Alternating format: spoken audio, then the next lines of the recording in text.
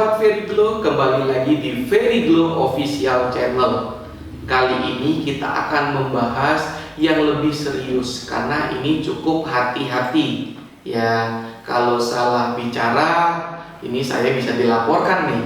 Nah, ada dari sahabatnya Very Glow bertanya, ya kan, bagaimana cara membangun bisnis di masa COVID? Oke, ini cukup hati-hati. Ya, masa COVID ini berimpact cukup besar. Nggak hanya dihadapkan dengan krisis ekonomi, tapi ini akan berdampak juga krisis kesehatan. Ya. Kalau bicara bisnis apa yang tepat sekarang adalah tetap pasti bisnis yang berhubungan dengan kesehatan. Contohnya, sekarang Anda menjual yang namanya alat-alat kesehatan. Contoh seperti yang diwajibkan sama pemerintah, gunakan masker. Berarti masker adalah peluang bisnis di masa COVID. Yang kedua adalah apa? Masih tetap berhubungan dengan protokol kesehatan, yaitu hand sanitizer. Itu peluang juga bisnisnya. Yang ketiga, bisnis apa yang cocok di sini? Ya, APD itu peluang bisnisnya. Cuma pertanyaan dari Very ini ke sahabat Very Glow semua, apakah sekarang udah menjamur ketiga bisnis itu? Yes. Jadi kalau saat ini Anda masuk ke bisnis itu, Anda harus bersaing di harga. Apakah Anda mampu bersaing di harga? Silakan tanya ke diri Anda. Ketika Anda bisa bersaing di harga, maka Anda bisa survive. Tapi kalau Anda tidak bisa bersaing di harga, bermain di alat-alat yang tadi saya bilang seperti hand sanitizer, masker, APD maupun termometer gitu, termogan, itu sekarang sudah berat tantangannya. Sangat berat. Udah masuk, saya bilang adalah red zone. Ya, zona merah. Kalau Anda bersaing di situ, Anda harus kuat-kuatan di harga. So, bisnis apa yang masih berpeluang cukup besar, Pak Very? Nah, kalau kita lihat semenjak adanya COVID ini, orang pada takut belanja ke supermarket, orang pada takut belanja ke pasar. Nah, bisnis yang itu akan habis terus dan pasti orang akan melakukan pemesanan itu adalah bisnis just tip. Apa? Just tip, jasa titip.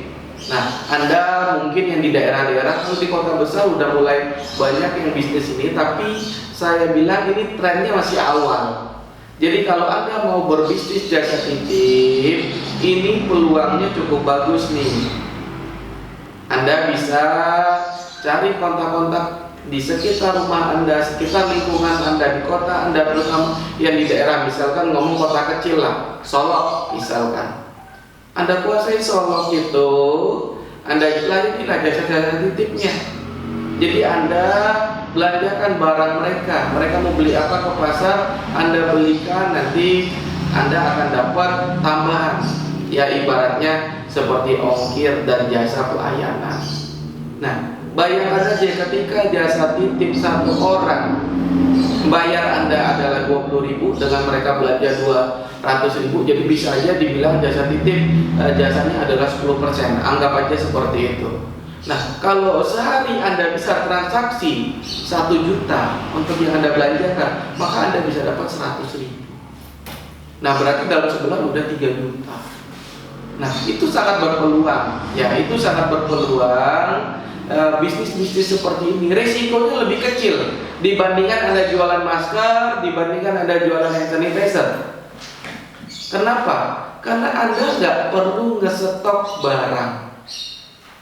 Jadi seperti itu, di masa COVID ini banyak bisnis-bisnis yang bisa. Salah satu tadi kalau saya bilang yang cukup bagus sekarang adalah bisnis jasa titip. Pak, saya punya cicilan besar ya Pak, saya sekarang kena PHK. Biasanya saya penghasilan 10 juta Pak Fer. Sekarang dengan adanya COVID ini saya kena PHK. Kalau yang Pak Ferry bilang bisnis jasa titip atau masker dan sebagainya, apakah bisa menguntungkan 10 juta? Nah ini ya, Anda bisa dapat 10 juta, bisa dengan jasa titip, dengan Anda tidak mungkin bekerja sendiri, Anda bekerja dengan tim atau semua saudara Anda ada. Ini kan Anda berdayakan dengan Anda nanti kasih mereka 50.000 per hari selisih untuk Anda.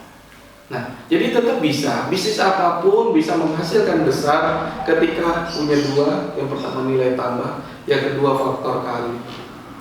Semakin banyak yang bekerja di Anda, semakin banyak konsumen yang Anda layani, maka disitulah peluang bisnis itu. Jadi jangan pernah menyepelekan bisnis sekecil apapun. Kalau punya nilai tambah maupun punya faktor kali, tetap bisa survive di zaman pandemik ini. Jadi pandemik ini jadikan bahan untuk kita berevaluasi, kita untuk berpikir untuk keluar dari zona nyamannya kita. Kalau bangsa dibilang think out the box, keluarlah dari kotaknya kita, dan kita lihatlah alam semesta ini peluang banyak banget di muka bumi ini. Ya, seperti itu sahabat Ferry Glow. Semoga kita bisa survive. Jangan sampai Anda tidak makan, itu kebodohan namanya. Ya, di masa COVID ini Anda tetap bisa mencari uang untuk Anda hidup dengan keluarga Anda. Terima kasih, salam produktivitas.